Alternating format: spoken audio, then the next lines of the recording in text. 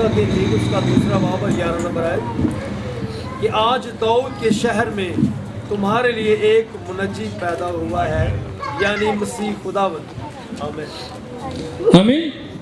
आज दाऊद के शहर में क्या हुआ तुम्हारे लिए? तुम्हारे लिए एक मुनज्जी पैदा हुआ है। खुदा के पाक कलाम के पढ़े सुने और समझे जाने पर उसकी बरकत हो। आमीन। सारे कहें आमीन। आमीन का मतलब है ऐसा ही हो।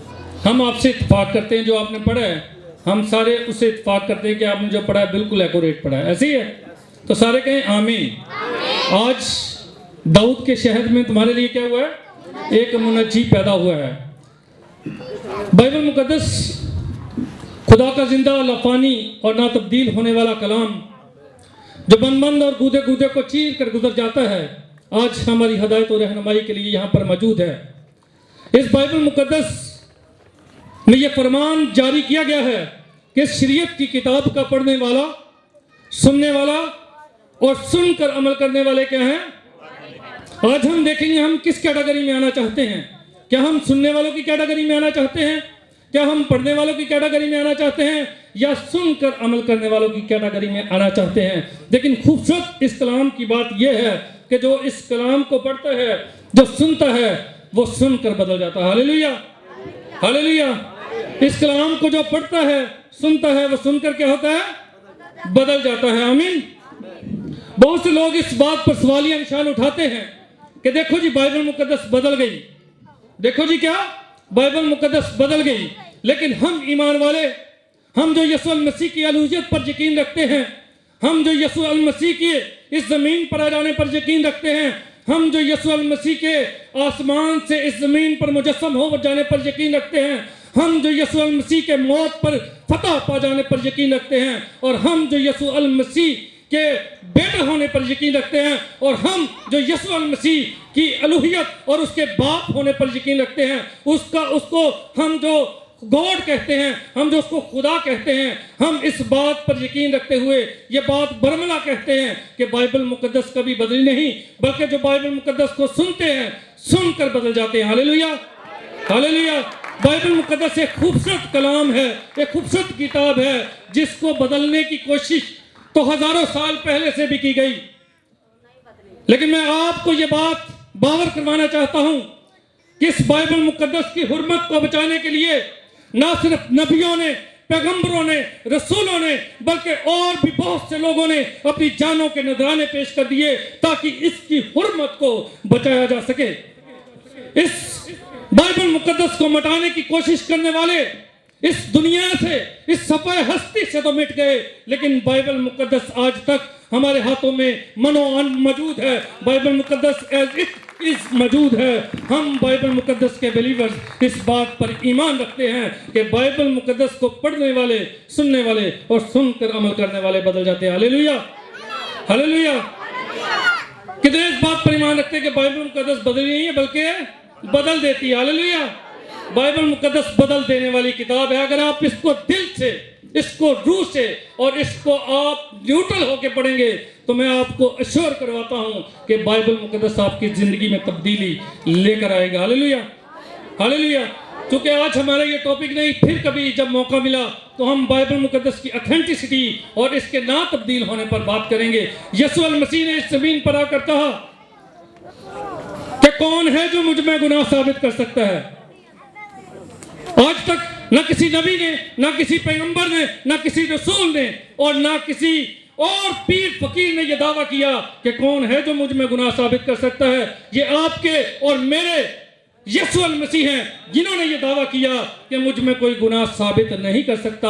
और इस बात की शहादत ना सिर्फ मसीही किताब बाइबल मुकद्दस देती है, बल्कि दुनिया की और भी बहुत सी किताबें इस बात की शहादत देती हैं कि बाइबल मुकद्दस खुदा का कलाम जिंदा, लफानी और ना तब्दील होने वाला कलाम है। Hallelujah, hallelujah.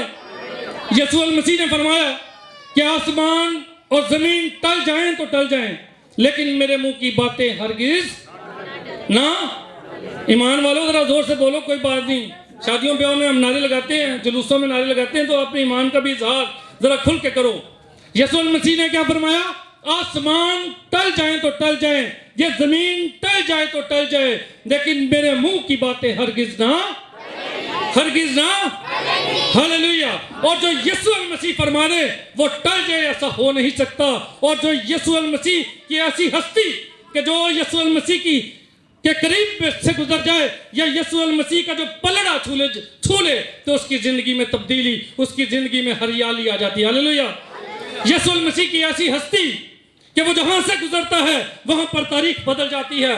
यीशु मसीह की ऐसी हस्ती कि वो जहां से गुजर जाए वहां पर वाकयात बदल जाते हैं। यीशु मसीह की ऐसी हस्ती वो जहां से गुजर जाए वहां पर हालात बदल जाते हैं। हालेलुया। वहां पर तारीख बदल जाती है। यीशु मसीह की ऐसी हस्ती। मैं जैसे मैंने शुरू में फरमाया कि मैं थोड़े टाइम में ज़्यादा बातें करूंगा, मैं समराइज करूंगा छोटी छोटी बातों को ताकि आपको ज़्यादा बातें मैं सिखा सकूं। चूँकि आज मुनज्जी दो आलम की बात हो रही है जो किस शहर में पैदा हुआ है? कहाँ पर? बैतलहम। बैतलहम किसके शहर? दाऊद के शहर। वहां पर यीशु मसीह की पैदाइश हुई है। और यीशु मसीह के लिए क्या वर्ड इस्तेमाल हुआ? मुनज्जी। क्या जी? मुनज्जी का क्या मतलब? अच्छा, कई लोग जो है मुनज्जी को मुंजी पढ़ देते हैं। कईयों को मैंने सुना वो मुंजी पढ़ देते हैं। ये मुनज्जी वर्ड है। मुनज्जी मीन्स निजात दहिंदा। क्या मतलब है? निजात दहिंदा, निजात देने वाला। दाऊद के शहर में निजात दहिंदा पैदा हुआ। कुछ खास बातें अक्सर हम क्राइस्ट मास कहते हैं, क्राइस्ट मास। अच्छा, बहुत से लोगों के जहनों में ये कन्फ्यूजन है, खास तौर पे गैर अक़वाम की। वो ये समझते हैं कि जो क्रिसमस है इसका मतलब ये है कि अल्लाह ताला ने बेटा जना है। ऐसा हम मानते? कौन मानता है? मसीही ऐसा कोई मानता है? हम में से कोई भी मसीही ये बात नहीं कहता कि अल्लाह ताला ने कोई बेटा जना है। बल्कि हम क्या करते हैं? क्राइस्ट मास का मतलब है मसीह की इबादत का दिन।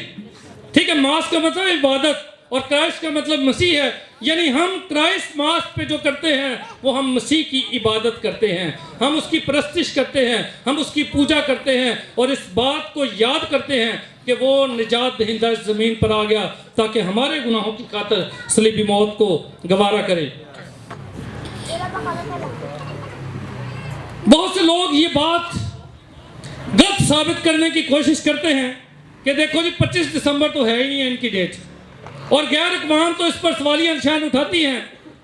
अगर आप सोशल मीडिया को देखें, यूट्यूब को देखें, और भी बहुत से ऐसे प्लेटफॉर्म्स हैं जहां पर इस बात की तशहीर की जाती है, लाइक पीस टीवी, कि देखिए जी 25 दिसंबर तो है ही नहीं, कोई डेट साबित कर दे 25 दिसंबर। क्या कहते हैं जी? 25 दिसंबर की डेट नहीं है जी, डेट तो कोई और है, ये 25 दिसंबर को मनाते हैं। ठीक है, लेकिन मैं इसके लिए एक बात करता हूं। ये तो हम खैर साबित कर चुके हैं और कई दफ़ा हमने किया भी और आइंदा भी करते रहेंगे कि 25 दिसंबर डेट है और साबित भी किया। लेकिन मैं एक और बात कहता हूं जो बड़ी खूबसूरत बात है, जो आपके ईमान को तक़वियत देगी, और वो बात ये है, वो बात वाला क्या है? वो बात ये है कि दिन वो चाहे 25 दिसंबर का हो, चाहे वो 20 जून का हो, चाहे वो 1 जनवरी का हो, चाहे वो किसी भी मंथ की कोई भी डेट हो, लेकिन हम ये कहते हैं कि यीशु मसीह की पैदाइश हुई है। हालेलुया। हम तो पैदाइश की खुशी मनाते हैं, हमने एक फिक्स डेट कर ली, तो इससे बड़ी और क्या बात हो सकती है? हमने मुनज़्ज़म होने का, हमने मुहज़्ज़ब होने का सबूत दे दिया कि हम पूरी दुनिया में मुहज़्ज़ब हैं, हम मुनज़्ज़म हैं, और हम हमारे बुजुर्ग और हमारी बाइबल मुक़द्दस जो है इस डेट को साबित भी करती है। हालेलुया। दिन चाहे कोई भी हो, लेकिन ये बात जो है इस पर मोहर कर दी गई है कि निजात दहिंदा इस जमीन पर आ मौजूद हुआ। Hallelujah, hallelujah. हम बहुत से लोग जो हैं वो क्रिसमस को बड़ा दिन भी कहते हैं। क्या कहते हैं जी? क्रिसमस को कहते हैं हम बड़ा दिन। आज की ये जी बड़ा दिन है जी आज। तो बहुत से गैर अक़वाम वाले तो कहते हैं जी ये बड़ा दिन है। ठीक है, तो हम भी कहते हैं बड़ा दिन है, आज जी कल हमारा बड़ा दिन है जी, ऐसा कहते हैं हम। अब इस दिन को बड़ा दिन क्यों कहा जाता है? कभी सोचा आपने क्यों कहा जाता? मुझे लगता है ये वैसे ही छोटा दिन होगा। सर्दियों का दिन है, जल्दी गुजर जाता है, गर्मियों के दिन बड़े होते हैं, लेकिन इसको बड़ा दिन हम क्यों कहते हैं? इस बात के बारे में आपने कभी सोचा? मैं आपको बताता हूँ। बहुत से लोगों ने सोचा भी होगा, लेकिन मैं कुछ पॉइंट आपके साथ डिस्कस करूंगा थोड़े वक्त में मेरा घड़ी पे बार बार ध्यान है ताकि मैं जल्दी जल्दी इसको वाइंड अप कर दूं, क्योंकि ये बहुत लंबा टॉपिक है, इस पे बहुत ज़्यादा बोला जा सकता है। अच्छा, बड़ा दिन हम इसको कहते क्यों हैं?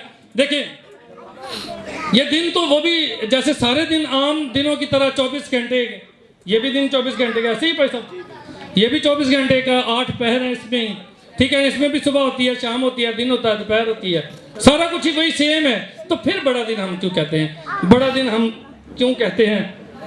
Let me explain.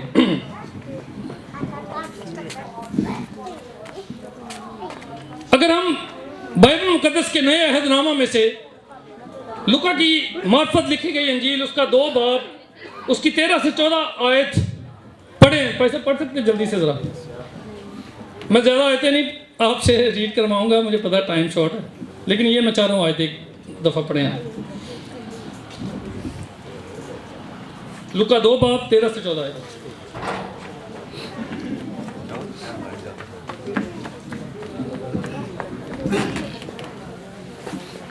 जी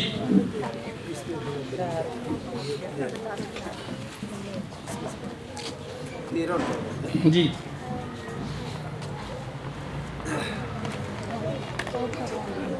और यकायक उस फरिश्ता के साथ आसमानी लश्कर की एक गिरोह खुदा की हम्द करती और ये कहती जाहिर हुई कि आलमे बाला पर खुदा की तमजीद हो। आलमे बाला पर क्या हो? खुदा की। और ज़मीन पर उन आदमियों में जिनसे वो राजी सुलह। और ज़मीन पर उन आदमियों में जिनसे वो राजी है, क्या हो? सुलह हो, ठीक है। और उससे पीछे आपने जो पढ़ा वो दोबारा एक दफ़ा पढ़े। फरिश्तों की क्या हुई? एक गिरोह। और यकायक उस फरिश्ता के साथ आसमानी लश्कर की यस एक गिरोह। हाँ, पहली रीज़न हमें यहाँ से मिली है कि देखिए, जब यीशु अल मसीह पैदा हुए हैं, मुनज्जी दो आलम जब पैदा हुए हैं, तो यहाँ पर फरिश्ते जो है वो गीत गा रहे हैं, वो हम्दो सना कर रहे हैं। वो उनको पता है कि हमारा आका, हमारा खुदा, हमारा बनाने वाला, आज उसकी पैदाइश हुई है। तो वो खुशी में जो है वो क्या कर रहे हैं? फरिश्ते जो है वो गा रहे हैं। इसलिए हम बड़ा दिन कहते हैं। कि क्यों कहते हैं? कि यीशु मसीह की वाहिद पैदाइश है जिस पे फरिश्ते गीत गाते हुए हमें नजर आते हैं। ऐसे ही है, इसलिए हम बड़ा दिन कहते हैं। सेकंड पॉइंट ये है, फरिश्ते क्या करते हैं? खुशखबरी देते हैं। किसको खुशखबरी देते हैं? हाँ, खुशखबरी देते हैं, गडरियों को आके देते हैं। फिर मुकद्दस मरियम को जो है वो आकर मैसेज देते हैं। तो ऐसे कभी आपने देखा हिस्ट्री में किसी नबी, पैगंबर, रसूल की पैदाइश हुई और ऐसे हुआ हो? अब देखिए, फरिश्तों के गिरोह जो है वो गीत गा रहे हैं, वो हम्दो सना कर रहे हैं, और फरिश्ते आगे आगे चलकर जो है वो मैसेज पहुंचा रहे हैं। फरिश्ते जो है वो खुशखबरी जो है वो लोगों तक पहुंचा रहे हैं। इसलिए भी हम इसको बड़ा दिन कहते हैं, क्योंकि ये बड़ा दिन इसीलिए है। इसके बाद जो तीसरा पॉइंट है सितारे का आगे आगे चलना। किसी नबी, पैगंबर या रसूल की पैदाइश हुई तो ऐसे किसी सितारे ने रहनुमाई की जी, जाके उधर देखें।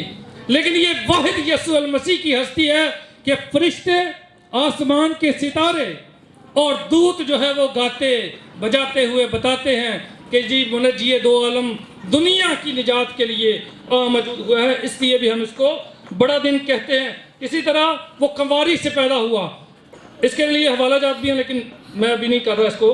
फिर ये सबसे खूबसूरत बात, वैसे मत्ती 2 बाब 2 आयत जरा पढ़ें। फरिश्ते मैसेज दे रहे हैं, सितारे आगे आगे चल रहे हैं। ऐसा हिस्ट्री में, ऐसा तारीख में आज तक नहीं हुआ कि जो अगर किसी की पैदाइश हुई हो तो इस तरह आसमान की कुव्वतें जो हैं वो मैनेजमेंट यानी वो तरतीब में आ गई हों। जैसे मिसाल के तौर पे इमरान खान साहब आज लाहौर का या जहानाबाद का दौरा करना चाहें तो उससे पहले क्या होगा? हाँ, तैयारियां होगी, पुलिस को बताया जाएगा, फौज को बताया जाएगा, ये जो है वो सफाइयाँ, ये वो लटरम पटरम, उनकी सारी काबीना जो है वो क्या होगा? अलर्ट होगी, वो तैयारी करेगी। यहाँ पर भी बादशाह जहान और कुल कायनात का बादशाह इस जमीन पर मौजूद होने को है, और उसकी सारी काबीना जो है वो इस मसरूफियत में लग चुकी है कि वो मुख्तलिफ डिपार्टमेंट्स को जो है वो निभा रही हैं। मुख्तलिफ डिपार्टमेंट्स के तौर पे जो है वो अपना अपना काम सर अंजाम दे रही है। जी पढ़े जरा, मत्ती 2:2 यहूदियों का बादशाह जो पैदा हुआ है वो हाँ। कहाँ है? यहूदियों का जो बादशाह, कभी किसी ने देखा बादशाह? बादशाह जो है वो बनाए जाते हैं, पैदा नहीं होते। ऐसे ही है, बादशाह क्या होते हैं जी? बनाए जाते हैं। जो जब किसी बादशाह के घर में बच्चा पैदा होता है उसकी ट्रेनिंग करवाते हैं, ठीक है ना, उसको स्किल्स बताते हैं, उसको रूल्स एंड रेगुलेशंस, ठीक है, वो बताते हैं। फिर वो बादशाह की सीट पे जब वो देखते हैं कि ये काबिल हुआ, फिर यानी बनाया जाता है। बादशाह कभी पैदा नहीं हुए। लेकिन यहाँ पे खूबसूरत बात ये है, इसलिए बड़ा दिन कहते हैं कि बादशाह पैदा हुआ है, बच्चा पैदा हुआ और उसको बादशाह कह रहे हैं। Hallelujah, hallelujah. इसी तरह इस बादशाह को सिजदा करने के लिए अभी छोटा सा बच्चा है, चरनी में है, लेकिन इसको बादशाह सिजदा करने आ रहे हैं, मजूसी सिजदा करने आ रहे हैं, और लोग इसके सामने सिजदा कर रहे हैं। एक छोटा बच्चा, आपको कैसा लगेगा अगर मिसाल के तौर पे आपके घर में छोटा सा बच्चा पैदा हो, लोग कोई आके उसको सिजदा करे तो आपको अजीब सा लगेगा ना कि यार ये, हाँ, अजीब सी बात। आप कहोगे ये क्या जी, बच्चे की हमारी इंसल्ट कर रहे हैं आप, ठीक है ना। लेकिन यहाँ पे मजूसियों को भी स्पिरिचुअली ये बात उनको इल्हाम कर दी गई, पहुंचा दी गई कि खुदा खुद मुजस्सम होकर इस जमीन पर आ गया, सिजदा करो उसको। क्योंकि बाइबल मुकद्दस में लिखा है कि शिरक जो है वो खुदा को पसंद नहीं है। शिरक खुदा पसंद नहीं करता। खुदा कभी नहीं चाहता कि उसके अलावा किसी को सिजदा किया जाए। लेकिन यीशु मसीह के लिए बाइबल मुकद्दस का फरमान है कि आसमानियों का हो या जमीनियों का, हर एक घुटना उसके सामने झुकेगा। अब अगर खुदा शिरक पसंद नहीं करता तो वो कैसे बेटे को सिजदा करवा सकता है? यहां पर एक बात और हमें वाज़ेह हो जाती है कि खुदा खुद इस जमीन पर यीशु मसीह की शक्ल में मुजस्सम होकर आए, और उन्होंने कहा आसमान पर भी मुझे फरिश्ते सिजदा करते हैं, आसमान पर भी दूत मेरे आगे पीछे रहते हैं, आसमान और ज़मीन की कुल कायनात का मैं मालिक और खालिक हूँ। और अब जब मैं जिस्म में इस ज़मीन पर मौजूद हुआ हूँ तो अब भी लोग मुझे सिजदा करेंगे, अब भी फरिश्ते मेरे आगे आगे जाएंगे, अब भी सितारे मेरे आगे आगे चलेंगे, इसलिए कि मैं आसमान और ज़मीन और कुल कायनात का बादशाह हूँ। Hallelujah, hallelujah. और फिर यूहन्ना 1 उसकी 14 आयत, आखिरी आयत में पढ़ूंगा आपके लिए। 14। हाँ जी। और कलाम मुजस्सम हुआ और फजल और सच्चाई से मामूर होकर, और कलाम मुजस्सम हुआ और फजल और सच्चाई से मामूर होकर हमारे दरमियान रहा, और हमने उसका ऐसा जलाल देखा, और हमने उसका ऐसा जलाल देखा जैसा बाप के इकलौते का जलाल, जैसा बाप के इकलौते का जलाल। और हमने उसका ऐसा जलाल देखा जमीन पर। और जब फरिश्ता जो है वो मैसेज देता है तो वो कहता है इसका नाम क्या रखना, तुम यीशु रखना। और एक जगह पे लिखा इमानुएल। इमानुएल का क्या मतलब है? खुदा हमारे साथ है। यहाँ पर भी ये बात साबित होती है कि खुदा हमारे साथ जो है वो चरनी में मौजूद है। हालेलुया। और यीशु मसीह की शख्सियत पे तो हम बहुत ज़्यादा जो है वो बातें कर सकते हैं। मैं शॉर्ट सा, चूँकि टाइम मेरा घड़ी पे मुसलसल ध्यान है, मैं देख रहा हूँ कि सर्दी भी है और मैं जल्दी जल्दी ख़त्म। अच्छा, आपको समझ आई इस बात की कि हम बड़ा दिन क्यों कहते हैं? क्योंकि बड़ी बड़ी बातें हुई हैं। ये 7 मैंने बातें आपके साथ शेयर की हैं, बड़ी बड़ी बातें हुई हैं। फरिश्ते जो है वो आगे आगे चल रहे हैं, मैसेज दे रहे हैं, सितारे चल रहे हैं, बादशाह सिजदा कर रहे हैं, कवारी हामला, और ये सारी बातें हुई। इसलिए हम बड़ा दिन कहते हैं। सेंटा क्लॉज पे आ जाते हैं। अभी हम सेंटा क्लॉज के बारे में थोड़ा सा बात करेंगे। अच्छा, बहुत से लोगों को कितने लोगों को पता है सेंटा क्लॉज हम क्यों मतलब बनते हैं या बनाते हैं, क्यों वो कपड़े पहनते हैं, क्यों पता? किसी को पता है? How many people know? How many people know about Santa Claus? कोई जानता है यहाँ पे? जिन्हें पता तो खड़ा कर, जिनको नहीं, कोई बात नहीं, मैं कौन सा आपका इम्तहान ले रहा हूँ। आप जिसको नहीं पता कोई बात नहीं, लेकिन मुझे थोड़ा पता चले कि आपको वाकई पता है। अच्छा, मुझे ये समझ आ रही है कि 99.5% लोगों को नहीं पता, बल्कि 99.8% कह सकते हैं, ठीक है। लोगों को नहीं पता लेकिन बना रहे हैं। क्यों बना रहे हैं कोई पता नहीं है, ठीक है। लेकिन आज मैं आपको थोड़ा सा एक्सप्लेन करूंगा, क्योंकि इस पे मेरा एक जो है वो लंबा मैंने इस पे मैसेज भी दिया और यूट्यूब पे आप CRN चैनल पे देख सकते हैं। अच्छा, अब सेंटा क्लॉज का एक्चुअली जो असल नाम था वो सेंट निकोलस। क्या नाम था बाजी? आप सबकी आवाज भी आनी चाहिए ताकि मुझे पता चले आप सुन रहे। क्या नाम था असल नाम उसका? Saint Nicholas. ये तकरीबन आज से 1500 साल पहले पैदा हुआ। कहाँ पे? तुर्की में पैदा हुआ था। ये कहाँ में पैदा हुआ था? इसके माँ बाप जो थे, ये स्टोरी है, इसके माँ बाप जो है बचपन में फौत हो गए, लेकिन इसके अंदर एक जुनून था इस बच्चे के अंदर। जैसे जैसे ये बढ़ा तो इसके अंदर एक जुनून पैदा होता रहा। ये खुदा से प्यार करने वाला था। ये सेंट निकोलस कहाँ पे पैदा हुआ? तुर्की में पैदा हुआ। इसका असल नाम सेंट निकोलस है। 1500 साल पहले पैदा हुआ। तो ये इसके अंदर एक बड़ी जुस्तजू थी कि मैं लोगों की मदद करूं। जैसे जैसे ये बढ़ता चला गया, इसने, चूंकि इसके माँ बाप जो थे वो बड़े अमीर थे, जब वो फौत हुए किसी इंसिडेंट की वजह से, तो फिर उन्होंने बहुत ज़्यादा जायदाद जो है वो छोड़ दी, और वो सारी जायदाद जो है वो सेंट निकोलस को मिली। और जब सेंट निकोलस को इतनी जायदाद मिली तो ये चूंकि नरम दिल था, मोहब्बत करने वाला था, मोहब्बत से भरा हुआ ये बंदा था सेंट निकोलस। तो ये क्या करता था, इसके घर में अगर कोई मदद के लिए आता, इसके सामने से कोई मदद के लिए जो है वो पुकारता, या कोई किसी को ये देख लेता तो ये फौरन उसकी मदद करता। क्या करता था ये मदद करने वाला आदमी था, इंसान था सेंट निकोलस। लिहाजा इसके बारे में एक स्टोरी बड़ी मशहूर है कि एक दफ़ा क्या हुआ कि इसने जो है वो ये रात के टाइम, अच्छा इसकी एक आदत में शामिल था कि ये मदद जब करता था तो ये छुप के करता था मदद। ये करता क्या था, रात को निकलता, जो गरीब घर देखता, जो गरीब फैमिली देखता, उसके घर में जो है वो चुपके से गिफ्ट फेंकता और निकल जाता। अब ये एक घर के करीब से गुजर रहा था, इसके सामने एक स्टोरी आई। स्टोरी ये थी कि एक बाप की 3 बेटियां थी, और वो उन तीनों बेटियों को जो है वो इतनी गुर्बत में थी कि वो उन तीनों बेटियों को उसने जो है वो मुख्तलिफ तरह की जॉब्स में, यानी उनको गलत कामों में उससे घसीट दिया। जब सेंट निकोलस को ये बात पता चली कि एक गरीब ख़ानदान है और उसकी 3 बेटियां हैं, उसमें 3 बेटियां, और वो तीनों जो है वो अबलीस की तरफ जा रही हैं, तो सेंट निकोलस ने क्या किया, अब उन्होंने रात को जैसे हम कपड़े सुखाने के लिए जो है वो रस्सी के ऊपर लटका देते हैं, तो उन्होंने भी क्या किया कि वो अपने मोजे जो थे उन्होंने लटकाए हुए थे।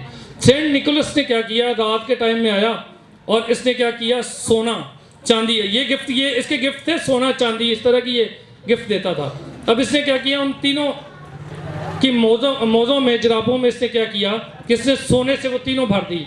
जब उनका बाप सुबह उठा तो उसने देखा कि मोज़ों में तो इतना ज़्यादा सोना है, तो उसने क्या किया, उस सोने को लिया। उसने स्टोरी पहले सुनी थी इसके लिए, इस सेंट निकोलस की। तो जब उसने देखा कितना सोना है, फिर उसने उस सोने का इस्तेमाल किया अपने घर में, अपनी बच्चियों की जो है वो अच्छी शादियां की, और इस तरह ये इसकी बड़ी एक स्टोरी जो है वो मशहूर हुई कि ये जो है वो प्यार करने वाला था, तरस खाने वाला था, और रात को छुप छुप के जो है वो गिफ्ट देने वाला था। इसलिए जो है, अच्छा इसकी जो वफात है वो 6 दिसंबर को हुई। कब हुई? 6 दिसंबर को ये फौत हो गया। ये गिफ्ट देता था, बहुत हेल्प करता था, बहुत ज़्यादा हेल्प करने वाला था। और सन 1200 में फ्रांस में लोगों ने क्या किया, फ्रांस में सन 1200 में लोगों ने सेंट निकोलस डे मनाना शुरू कर दिया। क्या किया? सेंट निकोलस डे फ्रांस में पहली दफ़ा लोगों ने सन 1200 हिजरी में लोगों ने वो दिन मनाना शुरू कर दिया सेंट निकोलस के नाम से।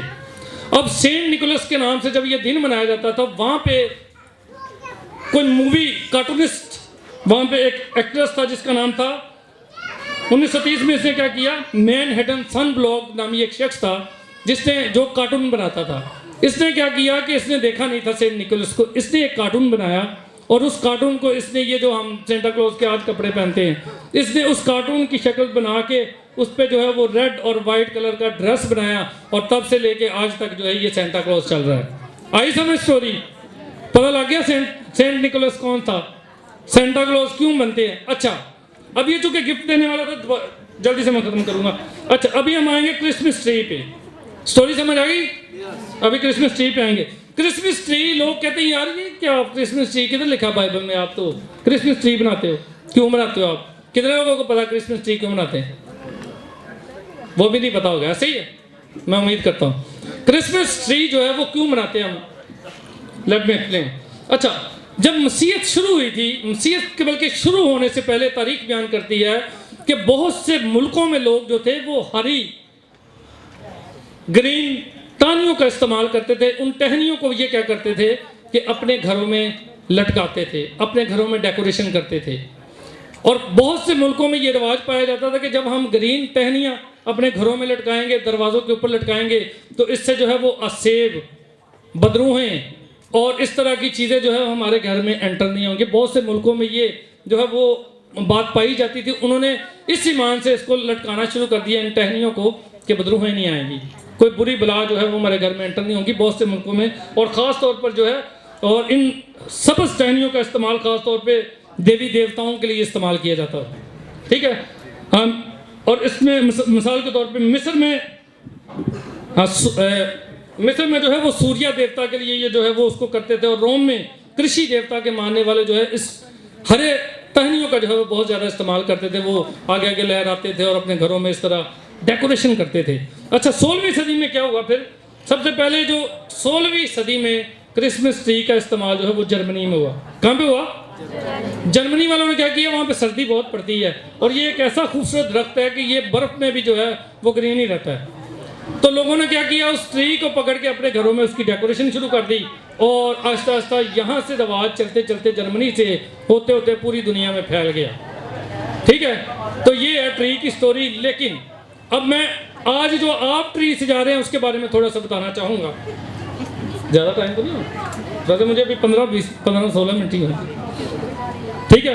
क्रिसमस ट्री के बारे में थोड़ा सा बताऊँगा ताकि मैं चाह रहा हूँ कि ये आप तक मैसेज पहुँचे थोड़ा सा। अच्छा, आप जब ट्री बनाते हो, तो आप ट्री पे क्या क्या लगाते हो?